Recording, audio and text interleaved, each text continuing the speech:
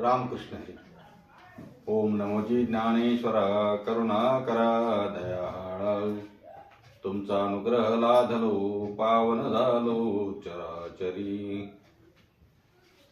योगयाग विधी नो हे सिद्धी वायाची उपाधी दंभ धर्म. भाविविन देव न कळे निसंदेह गुरुविना अनुभव कैसा कळे. तपेविना दैवत दिलावीन प्राप्त गुजेविना हित कोण सांगे.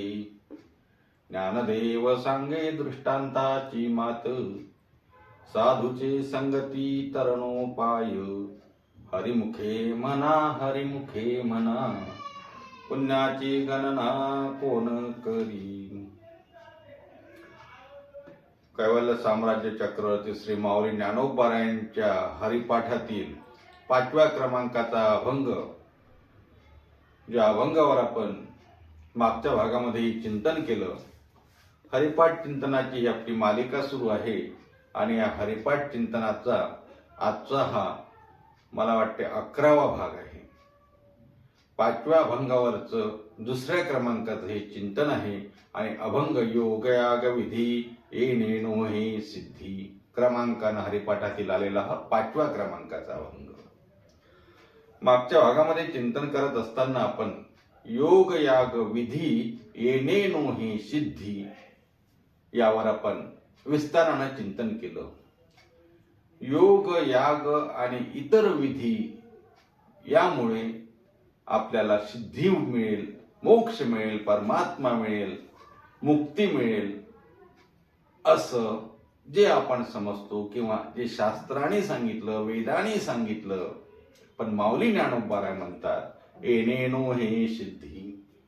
माऊली ज्ञानोबारायांनी स्पष्ट शब्दामध्ये सांगितलं योग याग आणि इतर मार्गाने तुम्हाला परमात्मा मिळेलच असं सांगता येत नाही. नाही मिळेलच काय, मिळणारच नाही. येणेनो हे सिद्धी.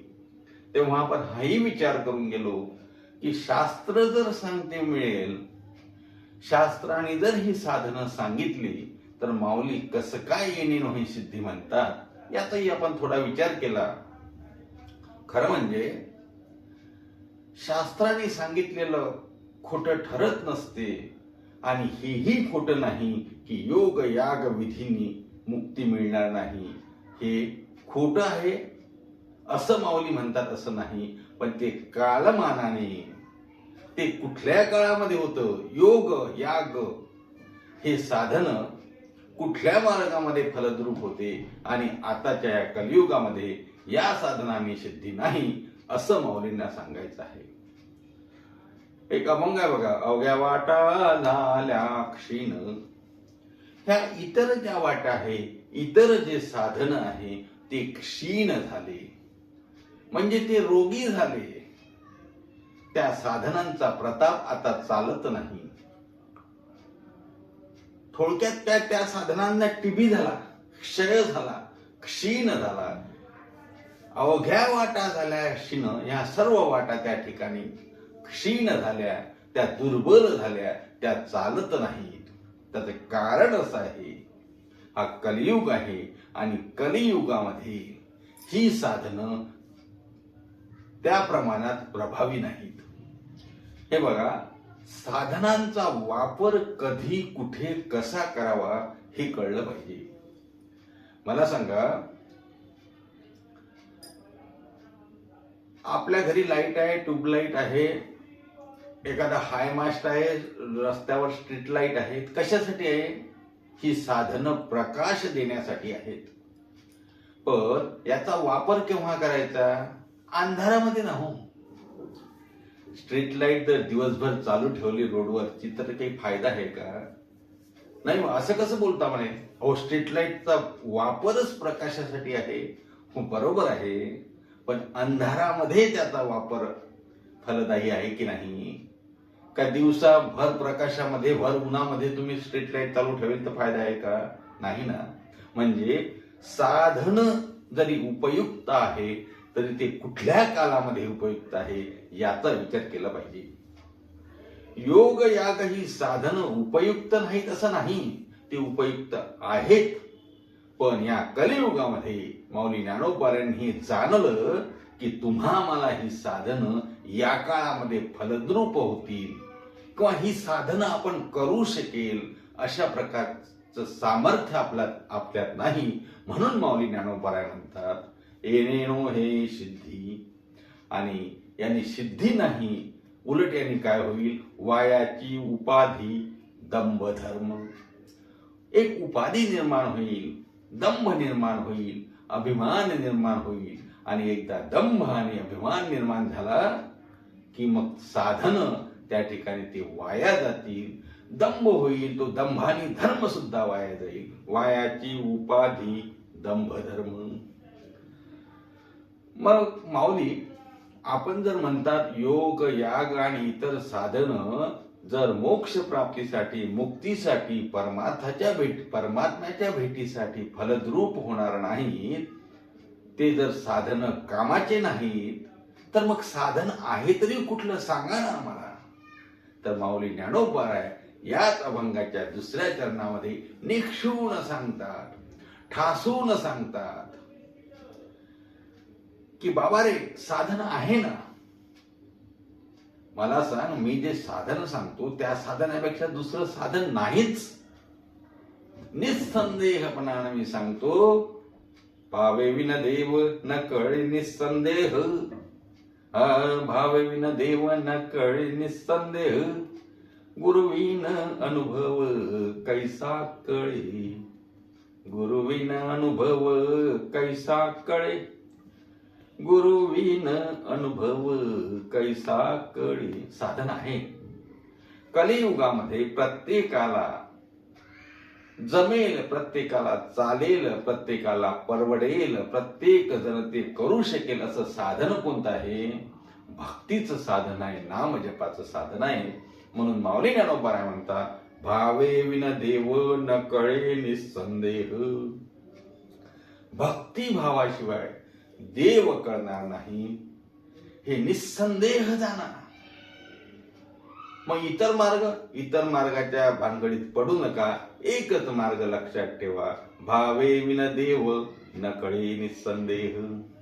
मग माऊली भावाने आणि भक्तीनेच देव मिळेल असं जर आहे तर मग शास्त्राने ही साधनं का सांगितली? तर त्याचा आपण उहापोह करून गेलो की ती साधनं चुकीची आहेत असं नाही, पण ती या कालासाठी ती साधनं आपल्याला सोयीस्कर नाही, सुलभ नाहीत. बरेचदा आपण चर्चा करतो, उदाहरण घेत असतो की एखाद्या गावाला जाण्यासाठी अनेक रस्ते आहेत. काही आडवाटीचे रस्ते आहे, काही कच्चे रस्ते आहे, काही डांबरी रस्ते आहे, काही कॉन्क्रीटचे रस्ते आहेत, काही खाचकळग्याचे रस्ते आहेत, काही सरळ रस्ते आहेत. पण आपण कुठला रस्ता निवडणार? जो आपल्याला सुलभ होईल, ज्या रस्त्याने आपण लवकर पोचू, कारण आपल्याजवळ वेळ कमी आहे ना. मग असा मार्ग कोणता? तर माऊली ज्ञानोबाराय सांगतात तसा मार्ग एकच आहे, भावे विन देव न कळे निसंदेह.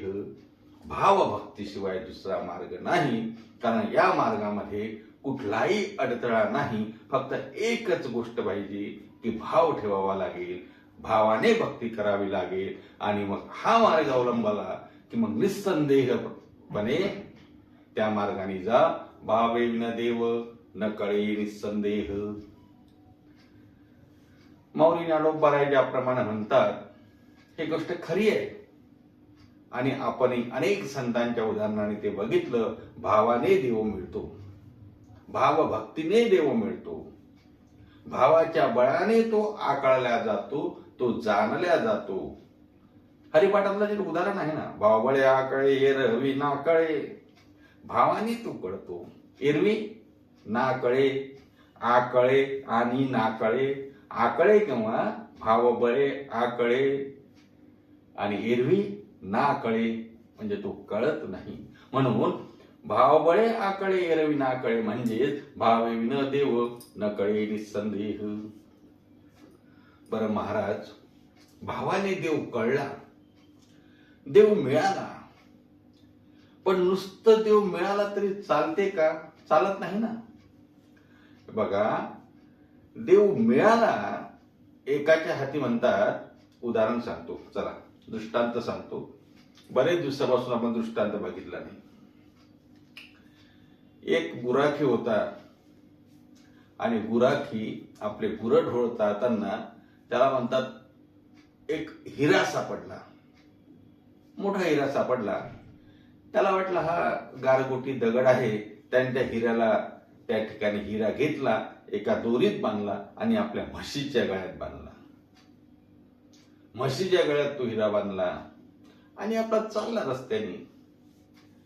आता हिरा म्हशीच्या गळ्यात बांधला आहे, बांधला, निघाला, आपला चांगला दिसता, चमकते आहे, बांधला म्हशीच्या गळ्यात. गुराखी निघाला. एक रत्न पारखी तिथून जात होता, एक ज्वेलर्स, एक सोनार, एक चांगला जाणणारा जात होता आणि त्याने तो बघितला दगड आणि म्हणतो, काय रे बाबा, हा कुठून घेतला रे? म्हणजे माझा देतो का? मला देतो ना, कशाला पाहिजे तुला? मला दे, मी तुला 100 रुपये देतो. हा बोला 100 रुपये दगडाचे? मला नाही, मला द्यायचा नाही. बरे 500 देतो. नाही, मला द्यायचं नाही. गुराखी हुशार होता. ज्या त्या 500 देतो म्हणतो त्या याची किंमत जास्त असणार. 5,000 गेला तो. हा म्हणतो, नाही, मी देणार नाही, मला माझ्या म्हशीच्या गळ्यातच पाहिजे. घरी गेला. घरी गेल्यानंतर पुन्हा तो आला सावकाराला, रत्न पारख्याला, आणि मला दे रे. तो सावकार सोनार म्हणतो, मला दे, मी तुला 50,000 रुपये देतो. हा म्हणतो, नाही देणार मी. आणि विचार केला, ज्या अर्थी हा 100 रुपयावरून 50,000 गेला, त्या अर्थी याची किंमत यापेक्षाही जास्त असणार.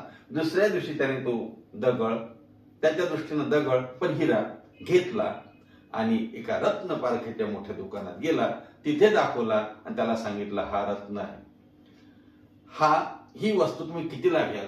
त्यांनी बघितली, बाप रे, ही वस्तू तुझ्याजवळ कशी आली? नाही म्हणून माझ्याजवळ आहे, तुम्ही सांगा किती. पूर्वीसारखे पोलीस खातं वगैरे नव्हतं, कुठून चोरून आणला की काय आणलं. आणि मग त्यावेळेस त्यांनी सांगितलं, चल मी तुला याचे 2 लाख देतो. 2 लाख? 100 रुपये मागितले कुठे, 2 लाख कुठे? उदाहरण कशासाठी सांगतोय? हिरा मिळाला, पण हिऱ्याची किंमत ज्या वेळेला कळली नाही त्यावेळेस ते म्हशीच्या गळ्यामध्ये बांधला. पण ज्यावेळेस किंमत रत्न पारख्याला समजली आणि त्याने तो 2 लाखाला हिरा घेतला, त्याची किंमत 10 लाख होती. जो जाणतो ते कळावं लागतं की हा हिरा आहे की दगड आहे. तसा देव नुसतं कळून चालेल का? देव भेटून चालेल का? नाही ना हो. देव, एक गोष्ट सांगू का, संत शिरोमणी प्रेम भक्त, प्रेम भांडारे भक्त नामदेवरायांना देव भेटला नाही, देव भेटलाच नाही. देव नामदेवरायाच्या हाताने जेवण करत होता. नामदेवरायावर नैवेद्य दाखवायचे, देव जेवण करायचा. नामदेवरायासोबत गप्पा मारायचा, त्यांच्या घरी जायचा. कोण? देव, पांडुरंग परमात्मा. मग आता यापेक्षा काही पाहिजे का? देव भेटला ना, पण देव कळला नाही, देव समजला नाही. प्रेम भक्तीनं, सगुण भक्तीनं एखाद्या वेळेस तुम्हाला देव कळेलही, देवाचा दृष्टांतही होईल, परंतु त्या देवाला काय मागावं? देव प्राप्त झाल्यानंतर, परमात्मा प्राप्त झाल्यानंतर पुढची प्रक्रिया काय हे समजून घेण्यासाठी, तो अनुभव जाणण्यासाठी माऊली ज्ञानोबाराय म्हणतात, भावबळे आकळे एरवी नाकळे हे खरं आहे, भावे विना देव नकळे निसंदेह हे खरं आहे. देव मिळेल, भावानी भक्तीने देव मिळेलही, पण त्याचा अनुभव केव्हा येईल? गुरुविना अनुभव कैसा कळे, गुरुविना अनुभव. भावे विना देव न कळे निसंदेह, भावे विना देव न कळे निसंदेह, गुरुविना अनुभव कैसा कळे, गुरुविना अनुभव.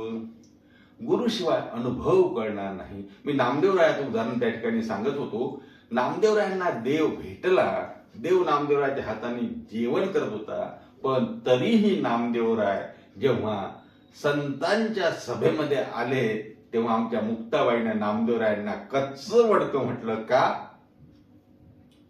कारण गुरु कृपा झाली नव्हती, गुरु भेटले नव्हते. परिणाम काय झाला तुम्हाला कथा माहिती आहे. माऊली ज्ञानोबारायांनी मुक्ताईंनी तर नामदेवराची खिल्ली उडवली की हे कच्चं मडकं आहे. नामदेवराव भगवंताजवळ गेले, रडले, देवानेही त्यांचे आसू पुसले. देवाने नामदेवराची सलगी होती, सर्व खरं आहे. परंतु देवाने नामदेवरायांना सांगितलं, नामदेवा, मुक्ताईने सांगितलं ते खरं आहे रे, तुला गुरु शिवाय ही कृपा होणार नाही, मी तसा कळणार नाही. अरे म्हणे कळणार नाही, माझ्यासोबत जेवण करतो ना तू, हो करत असेल पण तुला कळणार नाही. मग गुरुकडे गेले, विसोबा खेचरांना गुरु केलं आणि मग त्या ठिकाणी देव कळला. मी का सांगतो आहे, भावेविन देव न कळे निसंदेह, हेही खरं आहे. पण त्या देवाचा अनुभव यायचा असेल, खरा देव कळून घ्यायचा असेल तर गुरुविन अनुभव कैसा कळे. गुरुशिवाय अनुभव करणार नाही, म्हणून गुरुकडे जावं असा त्याचा अर्थ आहे. योगयाग विधी येणे हे सिद्धी वायाची उपाधी, दंभ धर्म भावे विना देव नकळे निसंदेह, गुरु विना अनुभव कैसा कळे. माऊली ज्ञानोबाराय म्हणतात, भावाशिवाय देव कळणार नाही आणि देव भेटल्यानंतरही खऱ्या अर्थानं देव कळून घ्यायचा असेल तर गुरुशिवाय कळणार नाही, म्हणून गुरुकडे जावं. आता गंमत अशी आहे, तपे विन दैवत दिदल्या विन प्राप्त. तिसरं चरण आलं, तपे विन दैवत. तपे विन दैवत दिदल्या विन प्राप्त, बुजे विन हित कोण सांगे. तप केल्याशिवाय देव प्रसन्न होत नाही. माऊली ज्ञानोबाराय तिसऱ्या चरणात सांगतात की तप केल्याशिवाय देव मिळत नाही, दैवत प्रसन्न होत नाही, तप करावं लागेल. मग आता तप म्हणजे काय हो. आता पूर्वीच्या काळी ऋषीमुनी तप करायचे, हजारो वर्ष तप करायचे. आणि मी सांगून गेलो, कलियुगामध्ये आयुष्य किती, कधी तप करणार. मग नाम जप करणं हे सुद्धा तप आहे. अनेक ठिकाणी संतांनी सांगितलं की नाम जपासारखा तप नाही. तपे न दैवत, तपाशिवाय देव मिळत नाही, दैवत प्रसन्न होत नाही. तपे विना दैवत. मग तप कोणतं, हरिमुखे म्हणा, हरिमुखेपणा, रामकृष्ण हरी रामकृष्ण हरीचा जप, यालाच तप म्हणावं. या दृष्टीने अनेक प्रमाण आले आहे, मी खोलात जाणार नाही. पण तपे विन दैवत, दिदल्या विन प्राप्त. दिदल्या विन प्राप्तचा अर्थ असा आहे, तुम्ही काहीतरी दिल्याशिवाय तुम्हाला काहीतरी मिळणार नाही. दिदल्या विन प्राप्त. अहो, आपण बरेचदा उदाहरण अभंगातलं प्रमाण बघितलंय ना, येशी तेव्हा देशी ऐसा असं उदार. देव सुद्धा ज्यावेळेला देवाला काहीतरी दिलं तरच तो आपल्याला काहीतरी देतो. द्रौपदीने भांड्याला लागलेलं पान दिलं तेव्हा द्रौपदीकडे देव धावून आल्यानंतर देवाने द्रौपदीची इच्छा पूर्ण केली आणि तिथं अन्न पुरवठा केला. आपल्याला कथा माहिती आहे. द्रौपदीला देवाने वस्त्र पुरवठा केला, द्रौपदीला वस्त्र दिले. ज्यावेळेला द्रौपदीला भरसभेमध्ये आणलं आणि वस्त्र हरण चालू होतं तेव्हा देवाने वस्त्र पुरवठा केला नाही, देव वस्त्र बनले. पण केव्हा, जेव्हा भगवंताचं बोट कापलं, द्रौपदीने आपली साडीची चिंदी फाडून भगवंताला दिली, त्यावेळेला देवाने वस्त्र पुरवले. सांगण्याचं तात्पर्य काय, दिदल्या विन प्राप्त. दिल्याशिवाय काही मिळत नाही. तपाशिवाय दैवत नाही, दिल्याशिवाय प्राप्त नाही. तपे विना दैवत, दिदल्या विन प्राप्त. आता दिदल्या विन प्राप्त, दिल्याशिवाय आपल्याला काही मिळत नाही, हा व्यवहारातलाही नियम आहे आणि हा परमार्थातलाही नियम आहे. संसारामध्ये सुद्धा दिल्याशिवाय तुम्ही कोणाला काही दिलं तरच तुम्हाला कोणी काही देईल ना हो. तुम्ही कोणाला प्रेम दिलं तर तुम्हाला तो प्रेम देईल, तुम्ही कोणाला शिव्या दिल्या तर तुम्हाला तो शिव्या देईल, नाही का. म्हणजे दिल्याशिवाय आपल्याला प्राप्त होत नाही. एक साधा एक गोष्ट म्हणा, दृष्टांत म्हणा सांगतो. एक राजा होता आणि राजाची खूप मोठी ऐश्वर्य, राजा म्हटलं की ऐश्वर्य संपन्नच. पण राजाला प्रश्न पडला की मला एवढं ऐश्वर्य कशामुळे मिळालं असेल, माझं काय पुण्य असेल की मला एवढं मोठं राज्य मिळालं, ऐश्वर्य मिळालं. म्हणून त्याने गावामध्ये दवंडी द्यायला सांगितली प्रधानाला की एक दवंडी द्या की मला हे कशामुळं, मी एवढा सधन आहे, श्रीमंत आहे, एवढं मोठं राज्य मला कशामुळे मिळालं असेल. गावात दवंडी दिली. आता कोण सांगेल, कोणाला माहिती कशामुळे राजाला मिळालं असेल. काही म्हणायला लागले तुमचं पुण्य आहे, पण नेमकं काय पुण्य आहे माझं, कशामुळे मला मिळालं असं जेव्हा म्हटलं, तेव्हा गावातला एक देवी भक्त होता. देवीची तो भक्ती करायचा, त्याने देवी मातेकडे याचना केली, देवी मला सांग ना, राजाला कशामुळे हे मिळालं असेल, म्हणजे मी राजाला जाऊन सांगेल आणि राजा मला काहीतरी देईल. आता गंमत अशी झाली, देवी मातेने त्याला सांगितलं, ठीक आहे तू जा, पण राजाला सांग, तू सांगू शकत नाही, तुमचा जो मुलगा आहे ना आंधळा, तोच तुम्हाला सांगेल. म्हणजे राजाचा मुलगा. तो गेला आणि राजाला सांगितलं, राजे महाराज, मी तुम्हाला सांगू शकतो तुम्हाला हे कशामुळे मिळालं, पण माझ्या तोंडून नाही, तुमचा जो आंधळा मुलगा आहे ना तो तुम्हाला सांगेल. राजा म्हणे, ठीक आहे, आपल्याच घरचा आहे. मुलाजवळ राजा गेला, म्हणे, का रे बेटा, कशामुळे मला हे प्राप्त झालं. मुलगा म्हणतो, पिताजी, बाबा, कशामुळे प्राप्त झालं हे मला विचारण्यापेक्षा मला सांगता येईल, पण माझ्याही पेक्षा तुम्ही काय करा, गावाच्या वेशीवर एक पिशाचिनी आहे, पिशाचिनी म्हणजे भूतिनी, तिला जाऊन विचारा, अमावस्येच्या रात्री तुम्हाला ती मिळेल. ठरल्याप्रमाणे राजा तिथे गेला. तिला विचारलं, पिशाचिनीला, का ग, कशामुळे मला हे ऐश्वर्य आहे. ती बोलली, मला पण सांगता येईल, पण मला विचारल्यापेक्षा हे जे प्रधानजी आहेत ना, हे तुमचे मंत्री आहेत ना, यांच्या मुलीला विचारा, ते बरोबर सांगेल. राजा तिथून तिथे गेला, मंत्र्याच्या घरी गेला आणि मंत्र्याला सांगितलं की अशी अशी गोष्ट आहे, मला तुझ्या मुलीला एकांतामध्ये भेटायचं आणि विचारायचं आहे की हे कशामुळं प्राप्त झालं. ठरलं. राजा मुलीजवळ गेला आणि त्या मुलीला विचारतो, का ग, मला असं कळलं की तुला माहिती आहे की हे मला कशामुळे प्राप्त झालं, पुण्या पुण्याने मला प्राप्त झालं. मुलगी म्हणायला लागली, ठीक आहे, तुम्ही विचारताच तर सांगतो. पूर्वजन्मामध्ये तुम्ही एक ब्राह्मण होता आणि अत्यंत दरिद्री होता. आता ब्राह्मण म्हटलं की कथेमध्ये सर्व दरिद्रीच दाखवतात बघा. दरिद्री ब्राह्मण होता आणि तुमची खायची व्यवस्था नव्हती. 2-2, 3-3 दिवस तुम्ही उपाशी राहायचे आणि एकदा 2 दिवस उपाशी झाल्यानंतर तुमच्याकडे 4-5 भाकरीचं पीठ आलं. 4 भाकरी तुमच्या बायकोने केल्या आणि जेवायला बसणार तेवढ्यात तुमच्याकडे एक याचक आला आणि तो खूप भुकेने व्याकुळ झाला होता. त्यांनी म्हटलं की महाराज, आम्हाला काहीतरी जेवायला द्या, हो, मला खूप भूक लागली, मी 8 दिवसापासून उपाशी आहे. तेव्हा त्या ब्राह्मणाने विचार केला की आपण तर 2 दिवसापासून उपाशी आहोत, हा 8 दिवसापासून उपाशी आहे, म्हणजे आपण आणखी 6 दिवस जगू शकतो. तेव्हा त्या ब्राह्मणाने आपल्या वाट्याची भाकरी त्या याला दिली. कोणाला दिली? त्या याचकाला दिली.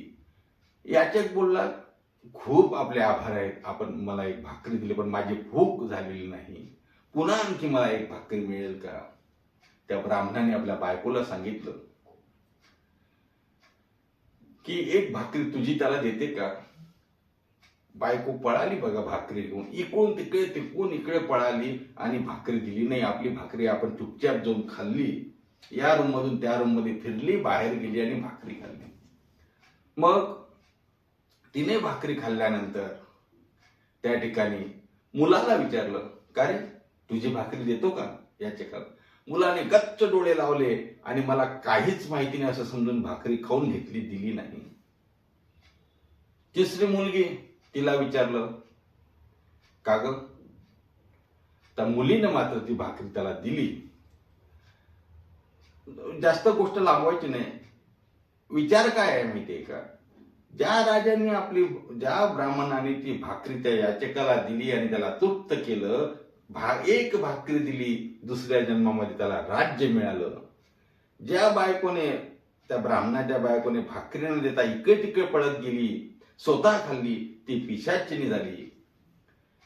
ज्या मुलाने आपले डोळे लावून घेतले, मला काही माहिती नाही असं म्हटलं आणि भाकरी खाऊन घेतली, तो राजाच्याच घरी आंधळा झाला. आणि ज्या मुलीने त्या ठिकाणी भाकरी दिली, ती श्रीमंत अशा आपल्या प्रधानाच्या घरी त्या ठिकाणी त्याची मुलगी झाली. एवढी विस्ताराने ही गोष्ट सांगण्याचा अर्थ एवढाच आहे, दिदल्या विन प्राप्त, अर्थात काहीतरी दिल्याशिवाय काही मिळत नसते. उलट आपण जे देतो त्यापेक्षा कितीतरी पटीनं आपल्याला मिळत असते, परंतु देण्याची इच्छा असावी. कुठल्या तरी कवीने म्हटलंय बघा, देणाऱ्याने देत जावे, घेणाऱ्याने घेत जावे, घेता घेता एक दिवस देणाऱ्याचे हात घ्यावे. दातृत्वाची भावना असावी बघा. दिदल्या विन प्राप्त माऊली ज्ञानोबाराय हेच या अभंगाच्या 3ऱ्या चरणामध्ये सांगतात. तपे विन दैवत दिदल्या विन प्राप्त, आणि मग गुजे विन हित कोण सांगे. आणि प्रेम असल्याशिवाय, सलगी असल्याशिवाय आपल्या मनातलं गुज कोणी एक दुसऱ्याला सांगत नसते. आपलं मन मोकळं आपण आपल्या जवळच्या माणसाजवळ करतो, जवळच्या मित्राजवळ करतो, जवळच्या मैत्रिणीजवळ करत असतो. गुजे विन हित कोण सांगे, त्याला म्हणायचो. भगवान श्रीकृष्णाने गीता सांगितली, आपल्या आईलाही सांगितली नाही, आपल्या वडिलांनाही सांगितली नाही, ऋषींना सांगितली नाही, देवाला सांगितली नाही, पण आपला सखा जो आहे ना, जो आपला गुज समजू शकतो, जो आपला प्रेम करतो, जो सखा आहे, त्या अर्जुनाला गीतेचं तत्वज्ञान सांगितलं. त्याला म्हणायचं गुजेविन हित कोण सांगे. तेव्हा माऊली ज्ञानोबराय म्हणतात की योगागिरी येणे सिद्धी, त्यानंतर भावेविन देव न कळे निसंदेह, गुरुविना अनुभव कैसा कळे, तपेविन दैवत दिदल्याविन प्राप्त, गुजेविन हित कोण सांगे.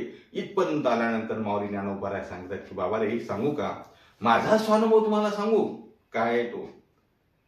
माऊली ज्ञानोबराय म्हणतात माझा स्वानुभव एकच आहे. ज्ञानदेव सांगे दृष्टांताची मात, मात म्हणजे गोष्ट, दृष्टांताची मात म्हणजे माझ्या स्वानुभवाची गोष्ट तुम्हाला सांगू. ज्ञानदेव सांगे दृष्टांताची मात, साधूचे संगती तरणोपाय, साधूचे संगती तरणोपाय, साधूचे संगती तरणोपाय. जसं गुरुविन अनुभव कैसा कळे, त्याचप्रमाणे साधूच्या संगतीशिवाय तरुण जाता येणार नाही.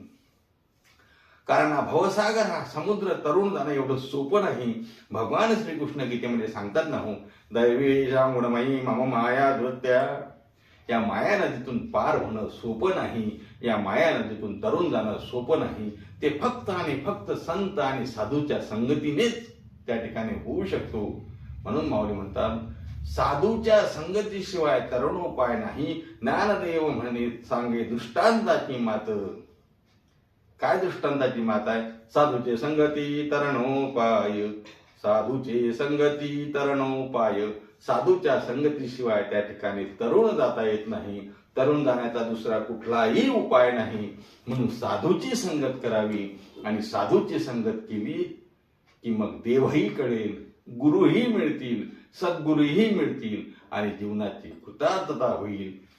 जे योगाने शक्य नाही, जे यागाने शक्य नाही, जे विधीने शक्य नाही, ते सर्व त्या ठिकाणी मिळेल. कशाने मिळेल?